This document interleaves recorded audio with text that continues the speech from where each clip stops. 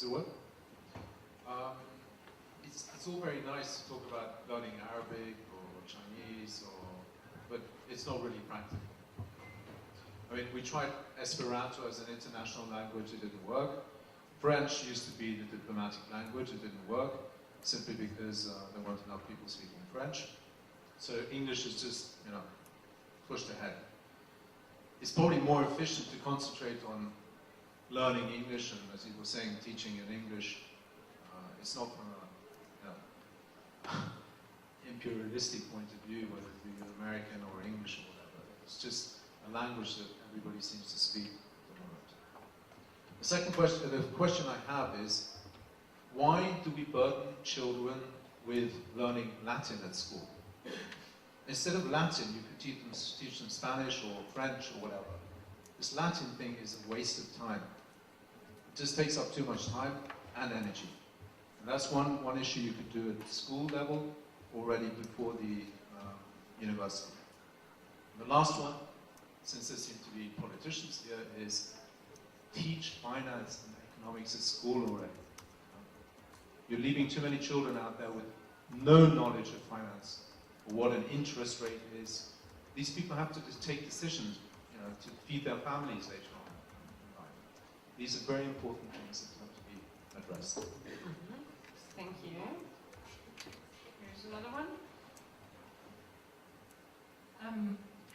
Yes, what I find very difficult is that after your bachelor, you want to start a master as a student. And since we have many people coming from Europe to Europe to study here, what I've experienced is that that they downgrade you as a student to what grades you actually got in the university. So there might be some people who are very good in their position or in the working space, but they're not very good at the academic level of their university exams or whatever. So I would like to know how you outweigh work experiences and grades.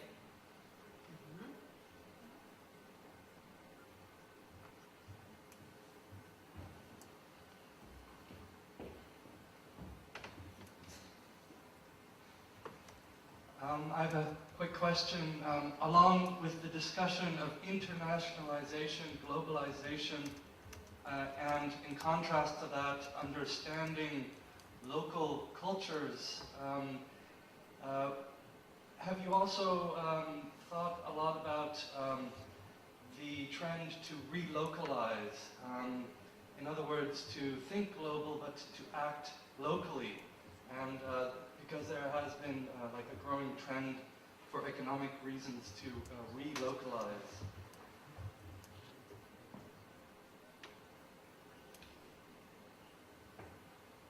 Okay, are there any further questions?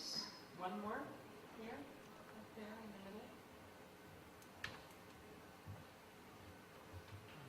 We talked about mobility and we talked about comparing ourselves with students and trying to compare with them and like learning by comparing. So my question was, which was the international like which member for parliament, because I come from Nepal and mostly in our class we're all students who are from different countries, not from Europe. So the question goes like, how can we compare the Europeans, because we don't have same rights like the students the other people have. And the second thing is also about the mobility. So I don't have same rights like other Europeans here. So even if I'm a student here, I don't have the same rights like other students from Europe. So we can't really compare a lot of things. And the other thing is the mobility is also very difficult since we don't have the same rights as being students as well. So it's also very difficult, When I look at the rules and regulations for students not from Europe, it's really complicated in Austria. It's different in England, it's different in America, it's different in France or Germany, but only particularly in Austria, it's really different rules and regulations for international students. So, like, what's going to be changed in the future for the students, and what the Austrian government is offering for students who are particularly coming to study in Austria? Thank you.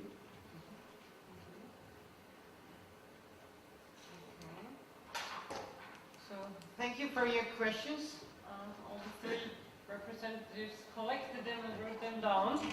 Now, I want to add some, since I'm not only a politician, but also working as an international consultant for change management projects. And listening to you, I was wondering, the students should be, as alumnus, they should be young, experienced, well-educated in business. They should have strengthened their communication skills, should be able to communicate in 3 or even more languages. And they should also know how practice works. On the other hand, we have 3 teachers holding lessons, telling us a lot. So I think we also have to change our attitude and our methods, also in organizing such conferences. For instance, I want to ask you, students who are organizing such a conference, don't they learn more about management, about taking risks, about entrepreneurial spirit, than sitting in class during this semester for 2 hours each week, once a day? So what I'm asking you, the European qualification framework gives us the opportunity to change our methods, to take into account that students learn not only in class, but also by organizing something, for trying to set up startups. And I think we have to include this more in our universities, this kind of learning settings. And I wanted to ask you, how have you changed already your learning settings in your universities? Start with you again. Would you like me to answer this question, or would you like me to answer the question? Well, I myself, I'm very flexible, and I do live by this formula of lifelong learning. So I think I don't have a problem with adjustment and changing my approaches as I go. And I think I'm trying to combine all the questions here in a way.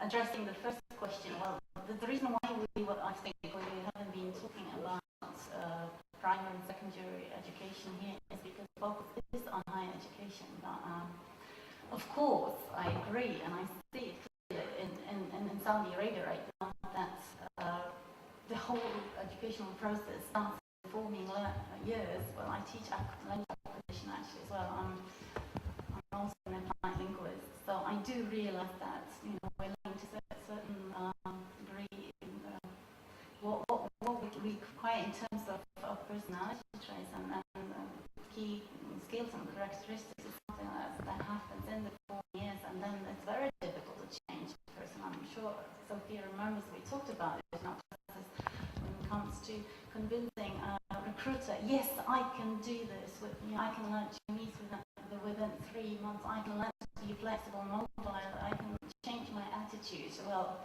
this does not really happen. We need to start earlier.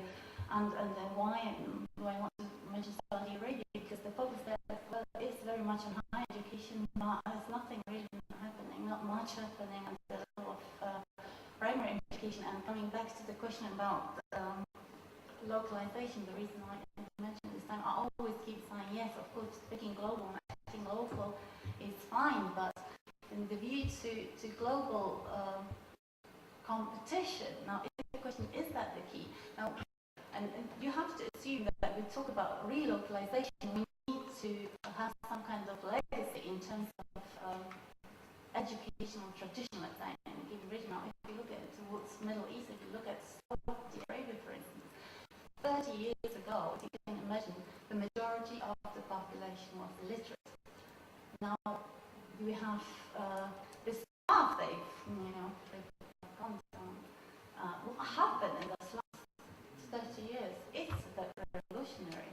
Now, it's very difficult to go back to local models because there aren't any. So, of course, this thinking global, acting local might work in certain parts, but I still agree that even in such regions like Saudi what I advocate, but it will take years and generations. That of course they shouldn't just buy American programs and American faculty members and think this is the recipe for this part of the world. Yes, maybe somebody else will want to take over at this stage. Okay, now, Professor Aberman, will the students who have participated in this conference receive some ECTS? I think so, wasn't it? I mean, I'm not directly involved in the business program, but as far as I know, this was actually part of a course, at least partly, wasn't it? Yeah, of course, not at least, no? Okay, but at least there was support from one of the lecturers here, wasn't it? Yeah, okay. But this is what I would like to mention here. I think we do have in quite a number of courses this very practical component already integrated. I know that the students who, for example, organize the Contacta, which is the recruiting fair, this is part of the course, isn't it? And so there are initiatives like that, and I think we here could, to be honest, not really survive as faculty if we just gave lectures. I think we would very badly be evaluated. And it is a coincidence that yesterday one of my master students approached me and asked me, he is a mature student, he has his own business, and he said, I'm very sorry, I'm not really sure if I can go on with the study, because I had calculated the time in class, I had calculated learning at home, but I had not considered that there's so much teamwork going on, that there is so much case studies, for example, to analyze together with others.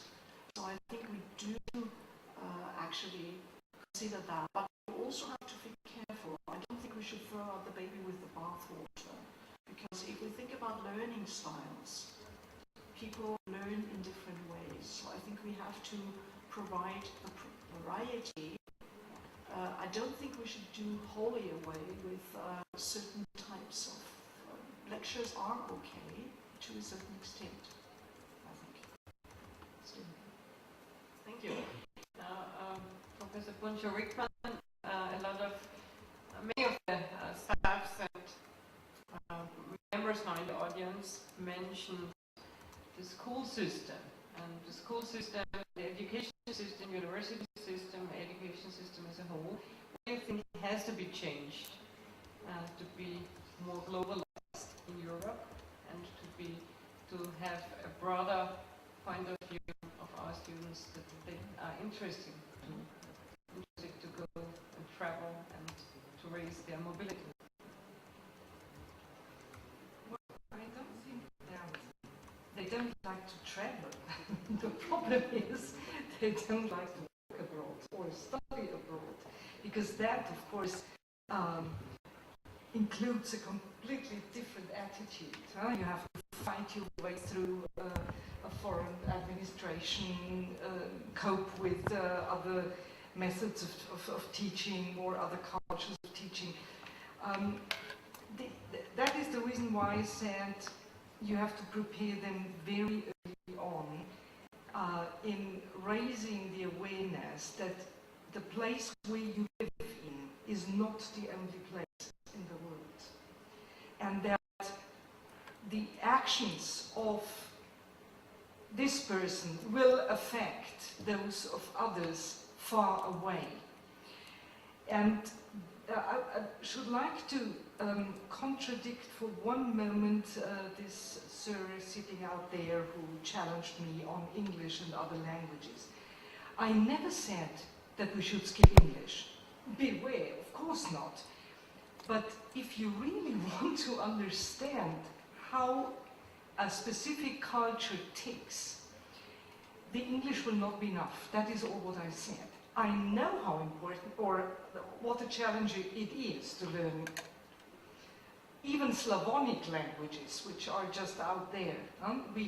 We focused in our master program on Slavonic languages.